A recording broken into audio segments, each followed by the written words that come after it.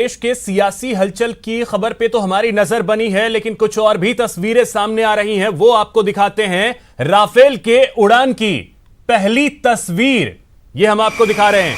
France ने भारत को 5 Rafale की पहली खेप जो है वो सौंप दी है। राफेल विमानों की पहली खेप भारत के लिए रवाना हो चुकी है, यानी भारत अब राफेल आ रहा है। ये तस्वीरें आप देख सकते हैं।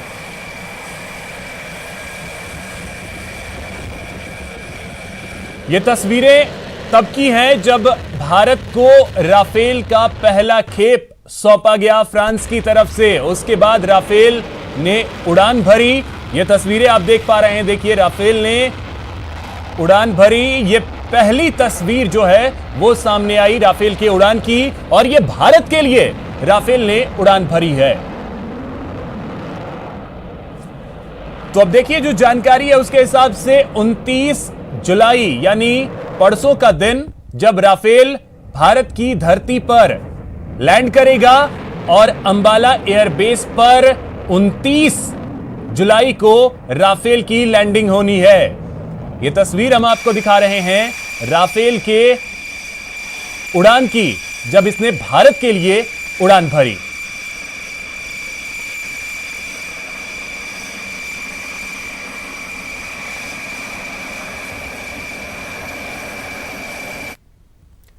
चलिए अब आपको लेकर चलते हैं कांग्रेस विधायकों की बाड़ेबंदी में, जहां लोकतंत्र बचाओ संविधान बचाओ अभियान के तहत प्रार्थना सभा का आयोजन हो रहा है।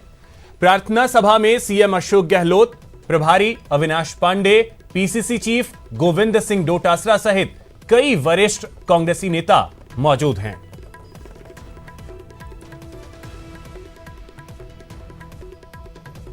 तो दरअसल संविधान बचाने को लेकर एक सभा का आयोजन जो है वो होटल में किया गया। ये तस्वीरें आप देख पा रहे हैं। इस प्रार्थना सभा में मुख्यमंत्री अशोक गहलोत, 2 मिनट बाद में छाया में तो खड़े कर दो यार।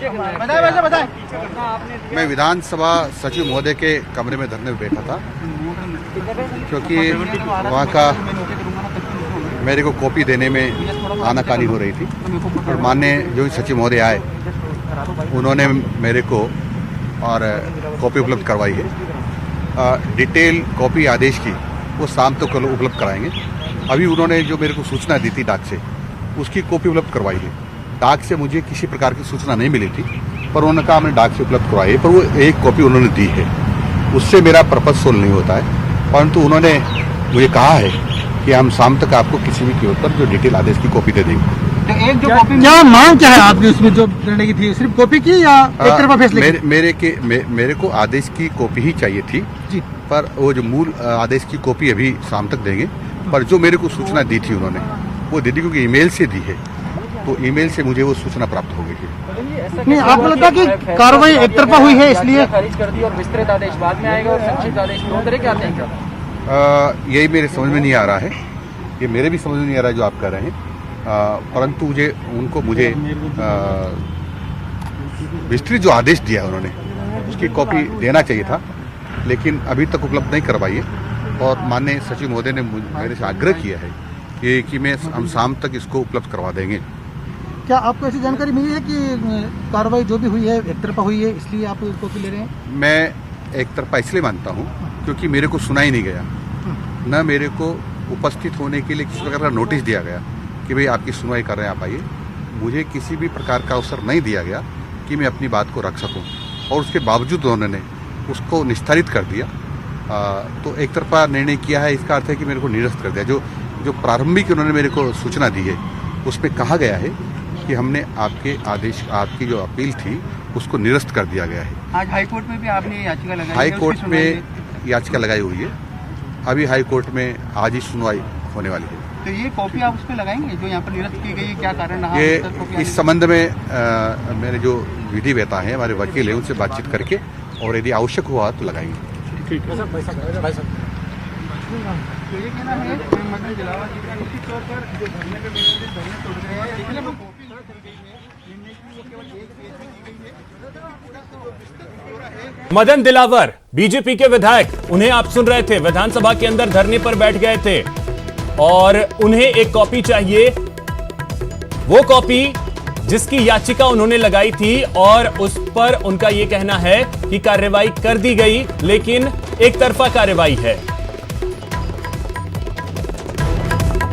तो कॉपी मिलने के बाद उन्होंने धरना जो है वो खत्म कर दिया।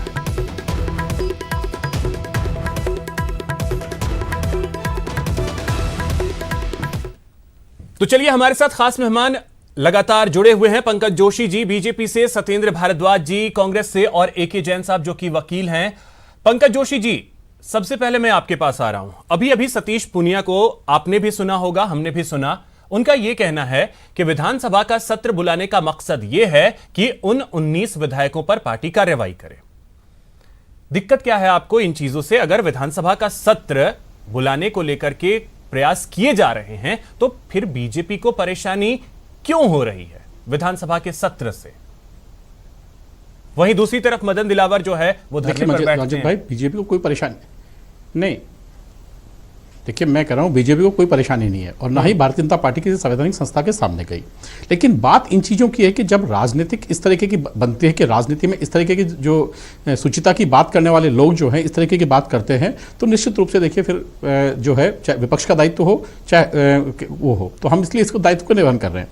अभी इन्होंने कहा कि साहब महाराष्ट्र में जो है आपका वो कहाँ गया था संविधान।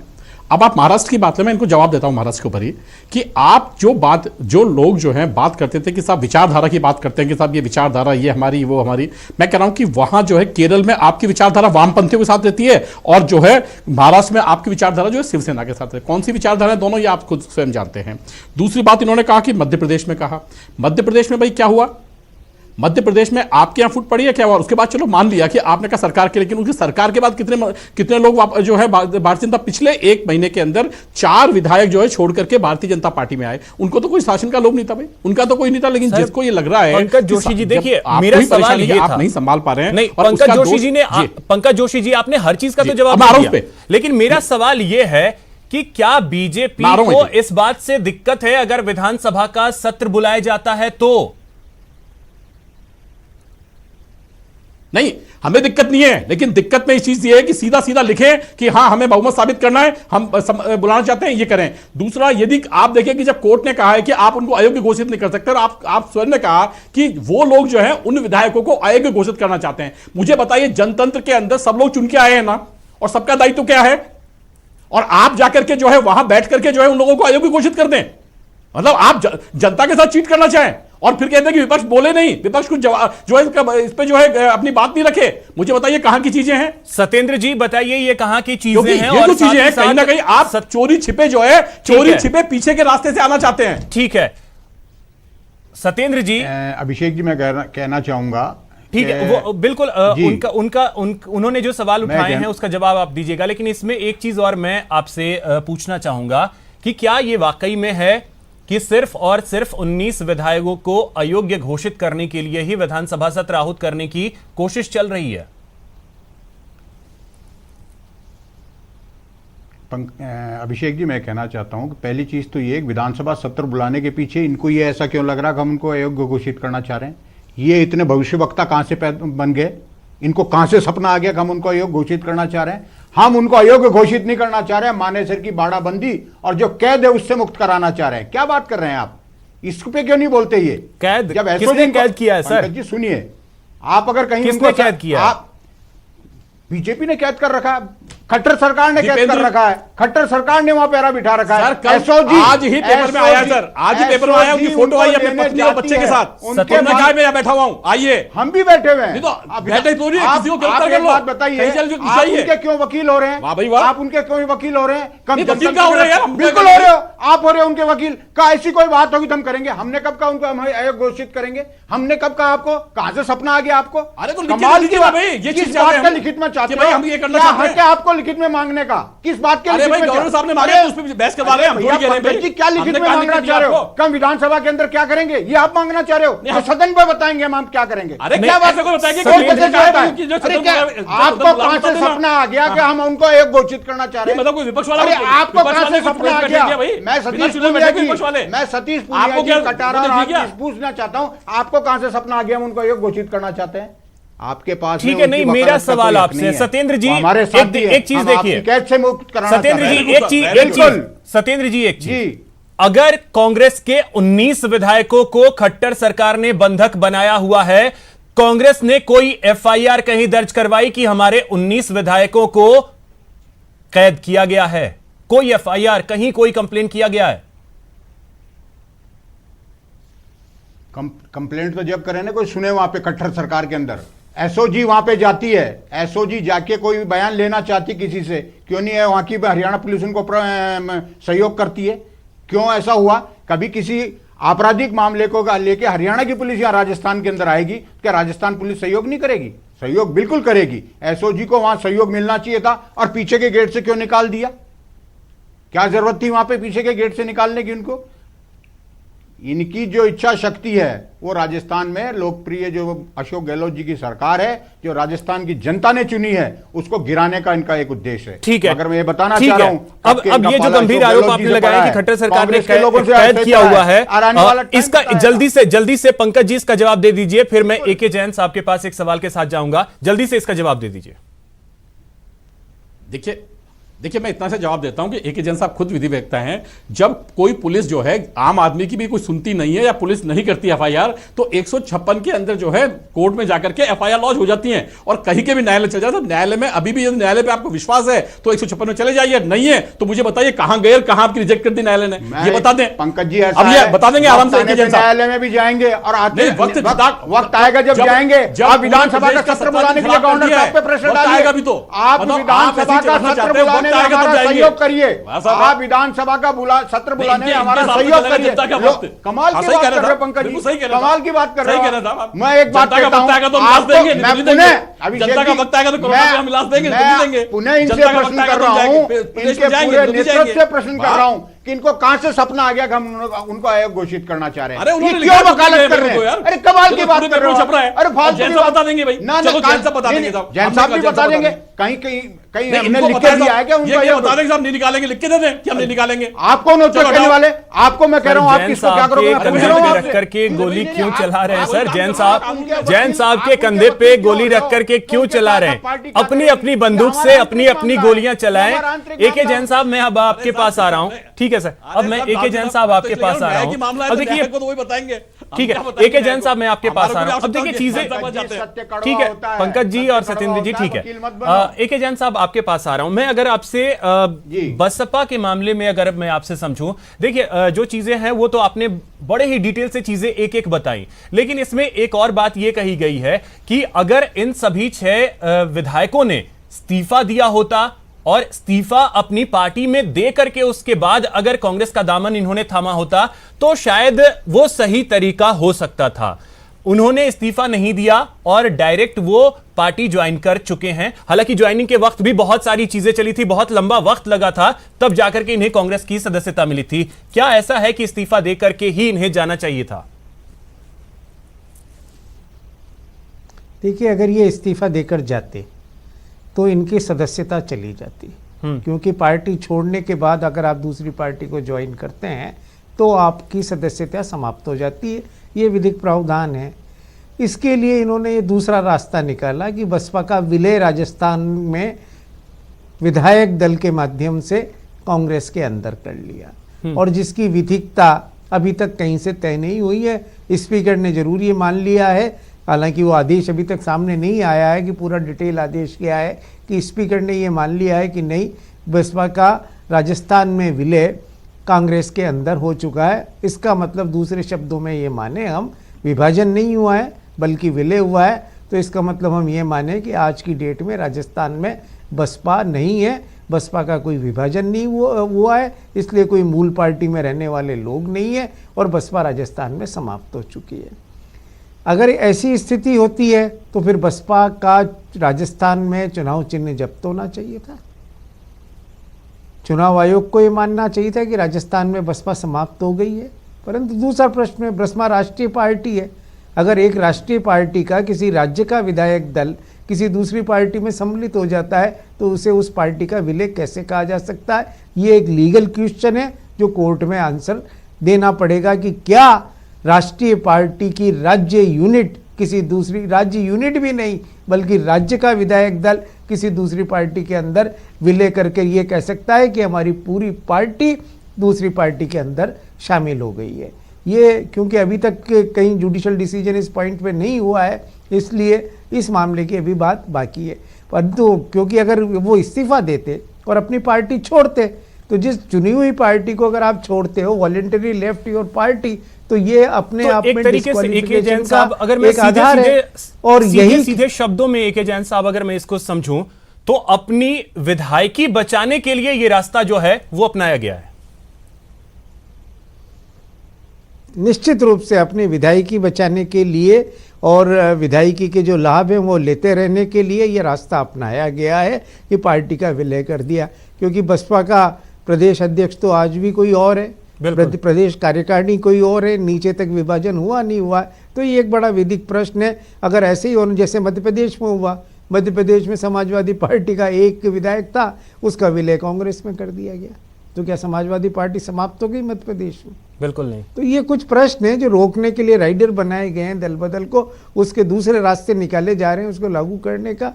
तो वो एक, और निश्चित रूप से समाजवादी पार्टी के मध्य प्रदेश में विलय से, बसपा के राजस्थान में तथाकथित विलय से कांग्रेस की मोरल अथॉरिटी तो कम हुई है और विधिक प्रश्न अभी जिंदा है। बिल्कुल, ये विधिक प्रश्न अभी जिंदा है और इस प्रश्न का जवाब हम उम्मीद ये करेंगे कि शायद जो याचिका मदन दिलावर की तरफ से लगाई गई है उनमें चीजें क्लियर होकर के सामने आएंगी। अब देखिए, ये सारी चीजें तो उलझती ही जा रही हैं धीरे धीरे, जैसे पल पल चीजें आगे बढ़ रही हैं। एक चीज सत्येंद्र जी, मैं अगर आपसे समझूं, अब देखिए सबसे ज्यादा जो संकट है वो राजस्थान में है और राजस्थान को लेकर के ही ये सारी चीजें, ये कवायद जो है वो चल रही है। अब ऐसे में आपको अपनी रणनीति जो है वो राजस्थान में ही बदलनी पड़ रही है। आपने पूरे देश में राजभवन के घिराव को लेकर के रणनीति तैयार की, अपने प्रदेश में ही आपने छोड़ दिया, वजह क्या है? देखिए, मैं एक सबसे पहले तो जैन साहब ने जो दो बातें बोली विलय को लेके, उस पर एक बार बात करना चाहूंगा, उसके बाद मैं आपके प्रश्न का उत्तर दूंगा। जैन साहब एक तो ये मान रहे हैं कि पूरी पार्टी का विलय नहीं हुआ, विधायकों का विलय हुआ है।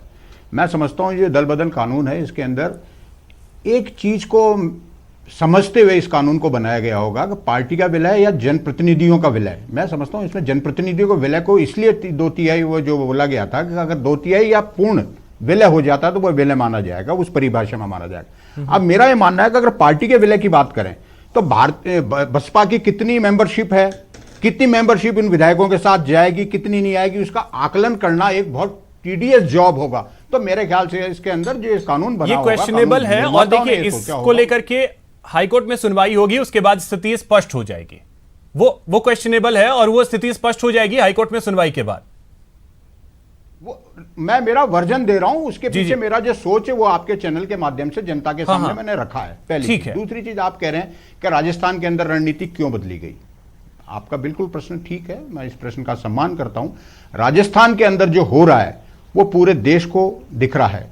राजस्थान के कांग्रेस जनों के साथ हो रहा है, कांग्रेस पार्टी के साथ हो रहा है, वो पूरे देश को दिख रहा है। इसी को नजर में रखते हुए अखिल भारतीय कांग्रेस कमेटी ने हिंदुस्तान के सभी राजभवनों को आज घेरने का, लोकतंत्र बचाने का एक कार्यक्रम बनाया है, विरोध प्रदर्शन किया है। राजस्थान के अंदर उम्मीद है कि माननीय राज्यपाल महोदय जनता की आवाज को मानते हुए, मंत्रिमंडल की सिफारिश को मानते हुए, लोकतंत्र की रक्षा करते हुए, संविधान का सम्मान करते हुए, जो माननीय मुख्यमंत्री अशोक गहलोत जी के मंत्रिमंडल ने सिफारिश करी 31 तारीख को सत्र बुलाने की, उस पर अपना निर्णय लेंगे, सत्र को बुलाएंगे। और सत्र को बुला के जो वर्तमान स्थिति में जो सरकार काम कर रही है, कोरोना की वैश्विक महामारी को लेकर जो सरकार ने काम किया है और जो दूसरे विधायी कार्य हैं उनको पूर्ण करेगी। और मैं ये भारतीय जनता पार्टी के लोगों को बताना चाहता हूं कि वो इसके अंदर सहयोग करें, लोकतंत्र को मजबूत करें और सत्र के लिए। सत्येंद्र जी, अभी आपने ये भी बात कही पंकज जोशी जी से कि आप कहिए राज्यपाल जो हैं वो विधानसभा के सत्र को आहूत करवाएं। क्या बीजेपी के कहने से राज्यपाल विधानसभा के सत्र को आहूत करेंगे? बिल्कुल सहयोग करें लोकतंत्र के लिए। नहीं, मुझे एक बात बताइए, जब इनको ये लगता है कि हम उन विधायकों को निकालना चाहते हैं, कहां से सपना आ रहा है, ये मेरा प्रश्न, इनका कोई इनके पास जवाब नहीं है। ये जिस तरह भी राज्यपाल से मिले हैं 2 दिन पहले, इनके प्रदेश अध्यक्ष मिले हैं, विपक्ष के नेता जाके मिले हैं, राज्यपाल महोदय को इनको बोलना चाहिए कि कानून में प्रावधान है, आप सत्र बुलाइए, इसमें क्या गलत है, क्या दिक्कत है इनको लोकतंत्र की अगर रक्षा करना चाहते हैं? मुझे एक बात बताइए, लोकतंत्र की रक्षा करना चाहते हैं, लोकतंत्र की रक्षा तो हर किसी को करनी है और लोकतंत्र के हिसाब से ही हर किसी को चलना है। भारत में एक संविधान है और सरकार को गिराने की अनुसार ही सबको चलना है।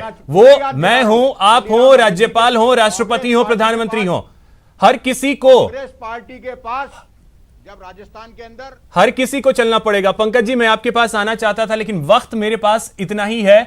मैं इस चर्चा को यहीं पे रोकना चाहूंगा। बहुत शुक्रिया पंकज जी, सत्येंद्र जी और एके जैन साहब हमारे साथ जुड़ने के लिए और इस चर्चा में शामिल होने के लिए। फिलहाल इतना ही, नमस्कार।